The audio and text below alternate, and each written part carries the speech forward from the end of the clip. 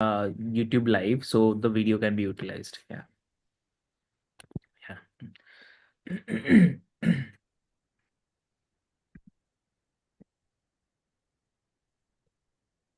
Lovely.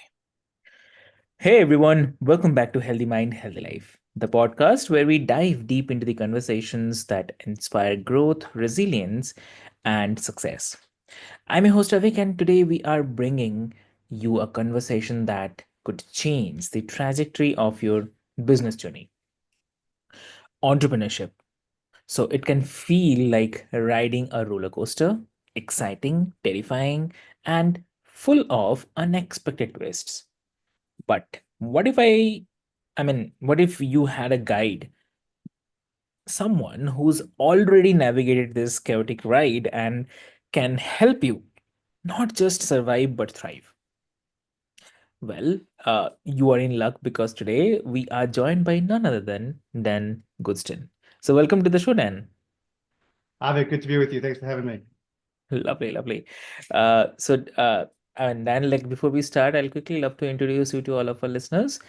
Dear listeners, Dan is also known as the business therapist. So he is a powerhouse in the world of business coaching, having helped companies ranging from small startups to the Fortune 500 grow and scale effectively. So, with 20 plus years of experience and 130,000 plus members in his professional networks, and a knack for guiding businesses through challenges like sales, marketing, tech strategy, and many more, he is here to help us stop guessing and start scaling. So, Dan, welcome to the show. We are thrilled to have you here today, and I can't wait to dive deep into because I know you have a lot of wisdom to share. So, welcome to the show. Yeah, excited to be here. Great, great. So, Dan, uh, why do you think? Why do most businesses struggle with the growth despite of having good products or services um, or the strategies? So, what do you think? Yeah, there's a lot of reasons, right? You could go hours and hours on this, but if I had to distill it down to a couple of different things, it's Mhm. that, as a business owner, as an entrepreneur, you got to kind of be good at a lot of different things, right? You got to be good at finance, you got to be good at sales, you got to be good at marketing, you got to be good at, depending on what your product is, operations or maybe manufacturing, and you got to balance all of those varying different priorities, right? And a lot of it ends up coming down to time and mindset, which I know is something you talk about a lot, and trying to, you know, surround yourself by people that kind of help you through that journey, because that's what it is. If you've ever owned a company or try to launch something, it's a journey, and it's got its ebbs and flows and ups and downs. Exactly, very true. And like, is it usually a lack of strategy, or are business owners often too close to their work to see the gaps? Yeah, good question. I mean, sometimes it is skill set, right? I mean, I work with a lot of technology companies that are brilliant Mm. technologists, Yeah. but not sales and marketing folks, Mhm. right? I deal with a lot of offshore companies that are looking to expand into the US, and there's cultural nuances that they know. But I would say the main factor is Mm. a willingness to, know when you're right and not give up, but also know when you're not right and get help, get advice. That's probably the biggest. If I look at my own career, Mm. I think the biggest turning point was when, I went from knowing everything, quote unquote, Mm. to surrounding myself with people that knew, right? Yeah, lovely. And so, you often talk about stop casing and start scaling. That's really awesome thing. But what's the most common guessing game you see businesses play? Uh, and how can they stop? I think the biggest one, and I'm biased because while I've run a bunch of different types of companies over the years, the Mm. common denominator for me is sales and marketing. So I tend to look at the world through a sales and marketing lens, but I think that's the biggest one, right? Is the ability to understand the problems that your services or products solve for your end clients. A lot of companies, especially technology companies, but not limited to technology, tend to talk about themselves a lot and why they're so great. And talk about products or services and the benefits of those products and services from the lens of themselves as the provider and not through the lens of the person buying them. People kind of forget that at the end of the day, your job as a business is to solve your customers' problems, and not enough of the messaging, marketing, conversation, articulation of the value proposition is around the customer from the customer perspective. Mm. That's amazing, yeah. And like, so when you advise companies to stop guessing, is there a specific diagnostic tool or maybe the approach that you recommend to identify the blind spots? Yeah, we have a few frameworks that we use. Mm. We have sort of a sales and pipeline assessment and roadmap that we do. We also have a marketing and messaging one where we'll kind of overhaul the messaging, kind of dive into who the target audience is, what the different kind of buying personas should be, how do you message to each of those groups, because the other mistake that people tend to make is assuming that all of their customers are buying the same thing, or even if they're buying the same thing, that they're buying that thing for the same reasons. So being able to kind of adapt the messaging, whether it's a sales pitch or a marketing presentation or an ad, or even just people having conversations, doing the proverbial elevator pitch. It's not always customized to the prospect or the buyer that you're actually in front of. So yeah, so we've got a few different kind of checklists and frameworks that we provide as part of our assessment process. And we have some organizations that will ask us to implement the roadmap, and other organizations that will take the roadmap and give it to their team to implement. But either way, you have to kind of know not only how to get there, but where you're going, right? Exactly. And like, uh, I have to say, like, how important is a company's position and managing when it comes to scaling? The challenge ends up being a lot of organizations grab some, early on, grab some, low-hanging fruit, right? They get a client, they stumble upon a client. It's a referral, it's a word of mouth, it's a friend, whatever the case may be. And they get that client and they think that that's going to be replicatable, 1,000 times. We used to call it back in the day, although this analogy is dating me. We used to call it post Rolodex stress syndrome, right? The way you did it when you were selling to your friends and your existing contacts is one thing, but taking it beyond that, list of contacts to a broader market, a much noisier market where it's more difficult for you to stick out from your competitors amongst all the noise, is a different animal. So that's where I get to, the messaging is hugely important. How you differentiate is hugely important. What problems you're solving for that, again, that specific buyer segment, is key. It's only when you crack the code on all of those things that you get the kind of scale that people imagine from all the social media, influencers, where it just kind of happens. It just kind of the floodgates open and all this stuff starts coming in. The reality is that doesn't happen overnight, and it's these kind of building blocks that have to be, in place and corrected and tweaked over time until everything kind of just fits. Understood. Yeah. So many entrepreneurs wear multiple hats. So what's your advice for the founders who are juggling product development, marketing, leadership at all once?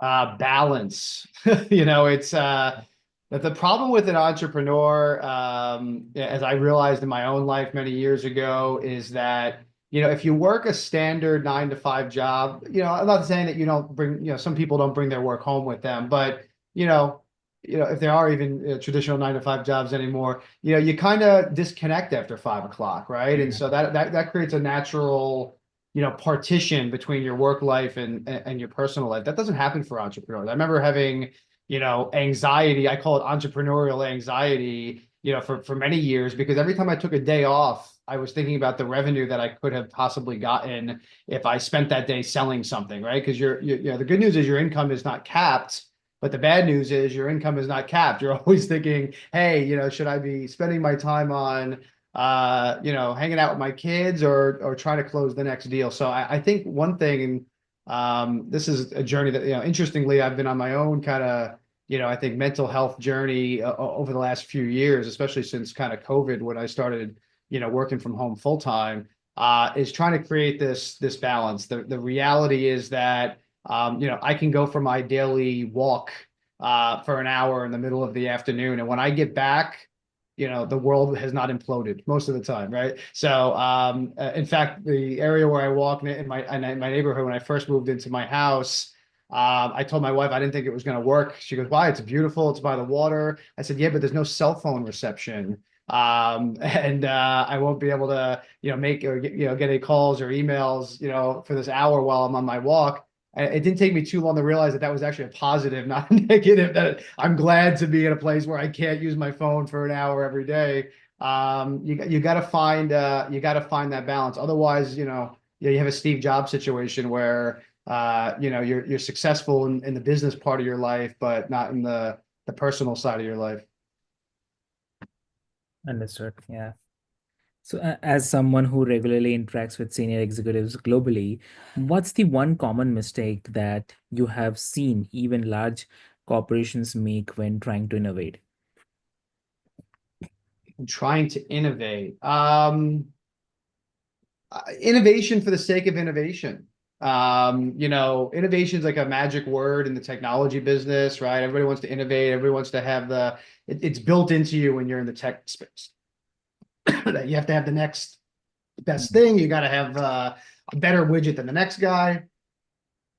The reality is customers want, as I said before, to solve a problem, right? So I remember being in a workshop with a bunch of banking executives years ago, and we were surveying them about emerging technology. This is through the professional association I run in the AI space, and we were asking all these banking executives, what they thought about various different emerging, technologies, which ones they liked and preferred or whatever. And I had one guy finally get in about 40 minutes into the conversation, stand up and say, "Dan, let me put it this way." He's like, "I don't care if it's AI, automation, cloud, or 5 guys in a garage somewhere. If you can deliver me this outcome, sign me up." Right. So I think we get caught up too much in, especially as marketers, right? We get caught up in the razzle dazzle thing, and we forget that in the process we're just confusing our clients, and we need to just simplify. Understood. Understood. So, also like with AI and the future of work reshaping industries, what role should technology play in business growth strategies, especially for the smaller companies? Yeah, I mean, there's really never been a better time to be an entrepreneur. I mean, you have access to tools and resources and platforms that Mhm. my father's generation and my grandfather's generation just didn't have Oh. access to unless you were rich or working for a big company, right?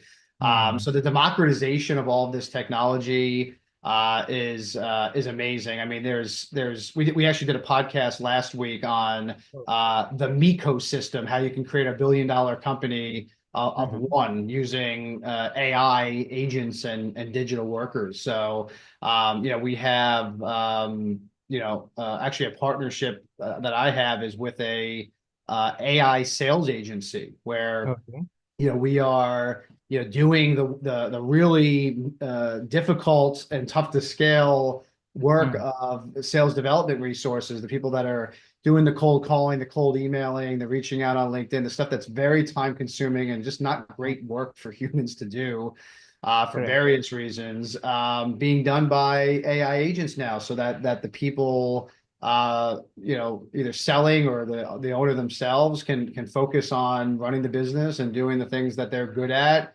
and not on the volume of just reach outs and things like that. So there's a lot of tools from that standpoint. There's a lot of tools if you are in the tech business. I don't need to tell you. There's a lot of advantages to AI and automation within tech services now. So you can get a lot done with a relatively small group of people. And if you're that entrepreneur that, again, I said before, the challenge is you got to wear a lot of different hats. If you can start pushing some of that work to, technology, to platforms, to AI agents, not only does it free you up to focus on what you want to focus on, but it also makes you a little more nimble and flexible when it comes to hiring and payroll and physical workers, that kind of thing. Got it. Got it. And like, do you think smaller businesses have an advantage here because they can pivot faster and are or are they at a disadvantage due to limited resources? No, I would say, if you think about the marketplace maybe 10 years ago, we saw companies, Mhm. customers downsizing their vendor lists where they wanted less and less vendors. So that was a tough time. Yeah. Now it's quite the opposite, right? You have the advantage of, like you said, being a early mover, being more nimble and flexible, being able to do things much quicker, adapting much quicker to market demands, and the big corporations are struggling to Mhm. do that. It's very difficult. I had an event one year where we were talking about digital transformation, and Mhm.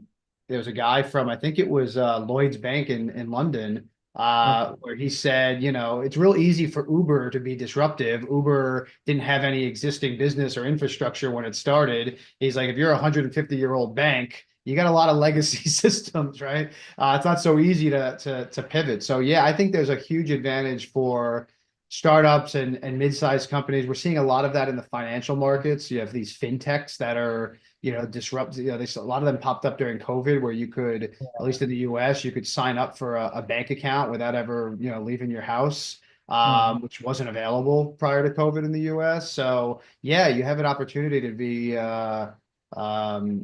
first mover advantage and be really, really nimble and try things out that, big corporations either can't do or aren't willing to do. Exactly. Yeah. So, for the businesses that feel stuck or overwhelmed by scaling challenges, what's the first step they can take today to regain the momentum?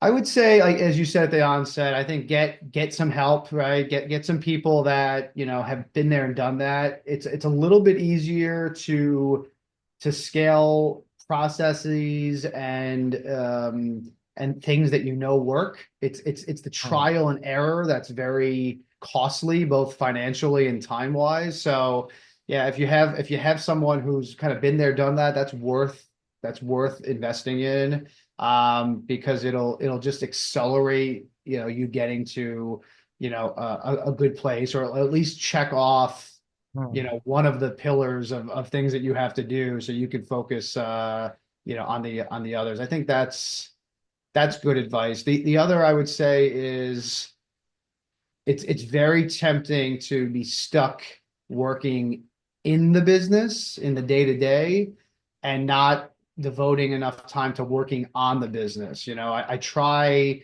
even myself, a day or two a month Mm, to disconnect from the email, disconnect from the day to day, not take any meetings, sometimes not even open my laptop, really zoom out, think. It's an amazing thing, right? If you aren't distracted by pop-ups and emails and all this stuff, it's amazing what your brain can do from a creative standpoint when it's not just in this autopilot mode, right? Zoom out, maybe get a whiteboard and just kind of reflect on what's going well, what's not going well, what you want to improve, just like you might, journal for personal reasons, journal about the business, right? And try to figure out what's going on that's working and what you don't like and what you want to change, because otherwise you'll never be able to make that pivot, right? mm. Wow. So, Dan, thank you so much for sharing your insights with us today. And I have to say, like, you have given us a ton to think about. And for all the listeners, whether you are leading a startup or a small business or a corporate team, there's wisdom here that can transform the way you approach growth and strategy. So, thanks again, Dan. And for everyone tuning in, remember that growth isn't just about doing more, it's about doing what matters. So, reflect on today's discussion, find that one area where you have been guessing, and take the actions. So, if you have enjoyed today's episode, do not forget to subscribe, leave a review, and share it with anyone uh, who you know who's on a business journey and could use some inspiration. So, until next time, take care of your mind, nurture your growth, and stay healthy in both life and the business. So, this is your host, Avik, signing off. Thank you so much.